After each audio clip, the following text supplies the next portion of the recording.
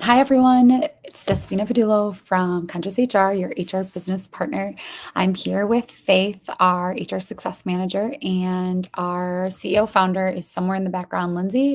If you need either of us, feel free to stop us. But today is the topic is our what's the deal with I9s anyways.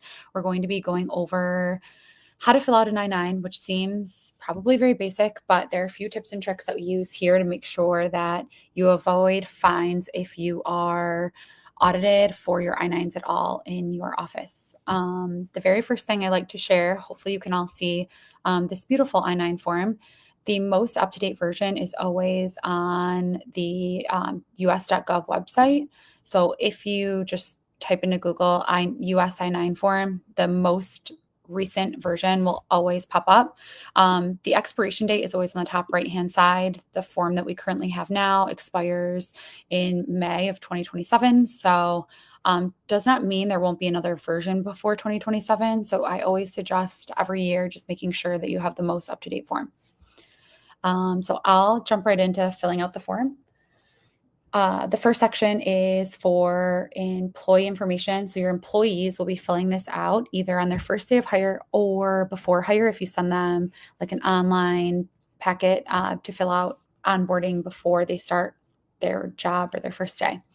So they quite literally will fill out their name. I'm just filling out a pseudonym here, middle initial, and then if they don't have anything on any other last names or any other names used, we suggest putting not applicable or a dash in the box for every section that they don't actually have anything to fill in here.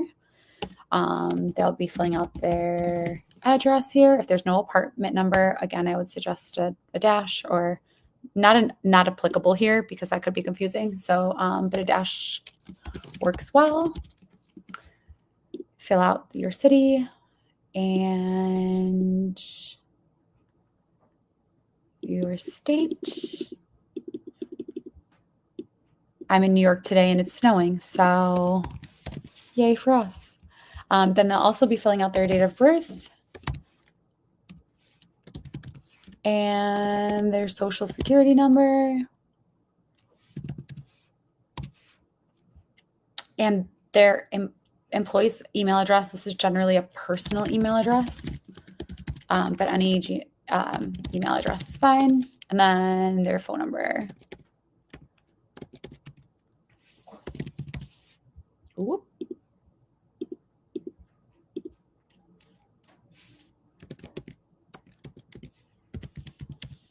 No dashes in the telephone number. And then this is the section where the employee will check off their citizen or immigration status. Again, the I-9 form, I don't think I mentioned this in the beginning, but our short that we had posted is to certify that the employee is actually eligible to work in the U.S., not necessarily that they're a citizen of the U.S. There are many different versions of legal entry in the U.S. or legal reason to be here that they're just proving with these government documents that they are eligible to be working for your organization. Most of your employers, depending on where you are and the nature of your business, probably will be a citizen. I've come across a lot of resident aliens. I think now it's called something a little different, but they'll have a green card. Or if you have an employee that's here on some sort of specific visa, they might be someone who would check off like number 4, for example. The employee will then sign below. They will sign their name with a pen or on.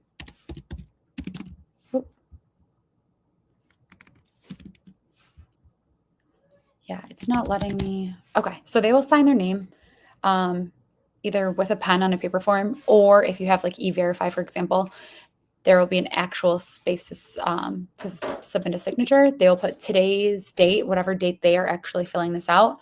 Let's say that their first day was Monday, December 16th, and they're filling it out on the 16th. You'd want them to fill it out on their very first day of employment with your organization.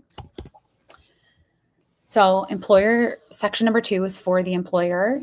This is for you to review and verify their documents that they choose to bring in that fill out the I-9 in its entirety.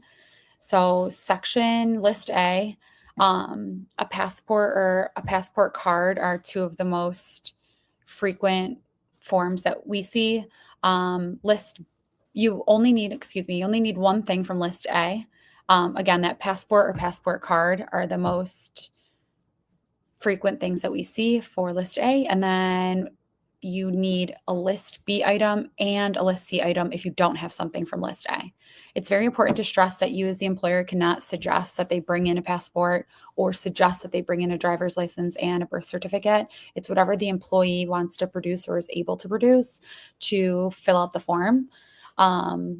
The list of acceptable documents is given to the employees and is on the form for you as the employer to review as well. This typically doesn't change much. I've not seen it change in the last, I don't know how many years. Again, the most typical that we see is a passport or passport card, which is number one. And then for the employees that use list B or C, if they don't have a passport or don't anything in list A doesn't apply to them, it will be one item from list B and one from C, which is typically a driver's license or like a New York State not New York State, but a state ID card if they don't have a driver's license. And then list C would be your social security card or a birth certificate. We suggest that, again, you don't tell employees what they should bring in, because then I know there's always a lot of panic around finding their birth certificate or what have you, but there are a lot of other options on the card if they're not able to produce like number 1 or 2, for example. So you as the employer will go through and fill out here. For this example, I will put U.S. passport. The issuing authority is on the front of the passport. For the passport, I'm not sure who the typical issuing authority is, but for a driver's license, it's usually the Department of Motor Vehicles. And then for a social security card, it's usually the U.S. Health Administration. So either of those, whatever's on the document, you will put that here. And then you'll put their document number on here, and then their expiration date on the document. You'll list it here as well. It's important to mention that the document cannot be expired on the date that they bring it into you. Let's say that this employee who was hired in 2024 ends up working for your organization for the next 10 years. If it expires in 2030, that's okay. If it expires within the tenure of their employment, you can always recertify a document, or they can bring in their new passport to fill that out. But that's okay if the expiration date is within the tenure of their employment. Then at the bottom of the form, you want to fill out your information. So I will use my information, HR business partner, and then I will sign it here as well. Their first day of employment was, for this example, on Monday, December 16th, and then today's date is the 18th. So the biggest mistake I see on I-9 forms, and I'm sure the rest of our team also sees, is that employers usually wait too long to fill out the I-9 after the employee, after their first day. So this should be filled in within 3 business days. So this person started on Monday the 16th. The 3rd business day is today, which is the 18th. It's not a very large window, but best practice would be to complete this on the day of if you're able to. If not, within the 3-day frame is very important. We run into a lot of issues too, where employers will ask, hey, I didn't fill this out within 3 days. Can I just fudge the date and backdate it? I personally wouldn't. I would put in the actual date that you're filling this out and note it for whatever reason. So at least you're showing that you're filling out all the paperwork on the date that you are actually filling it out on, and noting that it might have been late. I will put our ConsciousHR. You put in the business name or organization name, and then the address of the business. And then the second page is the list of acceptable documents. There are also a list of acceptable receipts. Another best practice item to point out is that if you do make a copy of your employee's US passport or like their license, and birth certificate or license and social security number, whatever they bring in to verify their identity, this needs to be housed with their I-9 form in an I-9. We suggest an I-9 binder or an I-9 folder where every employee's I-9 will be housed. They should not be in personnel files. They should not be in medical files. All I-9 should be in one central location with all of the photocopies should you choose to photocopy their forms of identification. I personally suggest that you do not photocopy the identification just in case it gets lost or gets in the wrong hands. Then you have a lot of the employee's personal information floating around. Another important point to mention is if you do scan a copy or make a copy of one employee's identification forms, you must do that for all employees. You can't pick and choose who you do. Keep a record of their IDs on site. So just keep that in mind. The third page is a preparer and translator certification for Section 1. So if any of your employees need a translator to help them fill out the form, they will be filling out this section.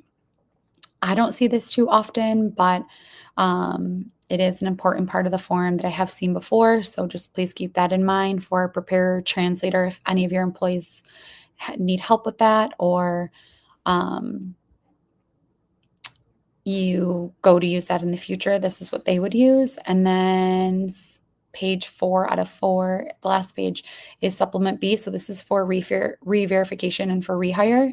So if you have an employee who's left the organization for some time and comes back, and they are rehired within 3 years of when they originally filled out their I-9 form, you use this form. If it's been beyond that, then have them fill out a new form. This page 4, is also very important if the employee has a name change, a legal name change, I should mention. So that could be for any reason. The most common that I see is due to marriage. And I think really that's it. It is to a degree, it is self-explanatory. There's a lot of words on here. There are a lot of rules on here that are not explicitly stated.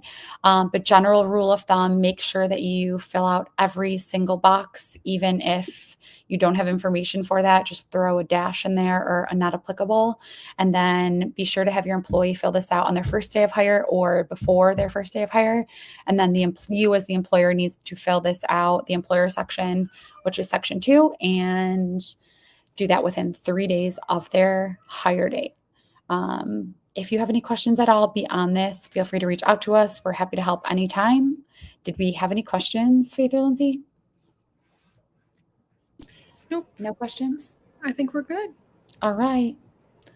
Thank you so much. Again, we can be found at ConsciousHR. Follow us on Instagram, LinkedIn. Feel free to reach out to Faith if you need any help, or myself or Lindsay as well. And thank you so much for joining. Thank you, Despina.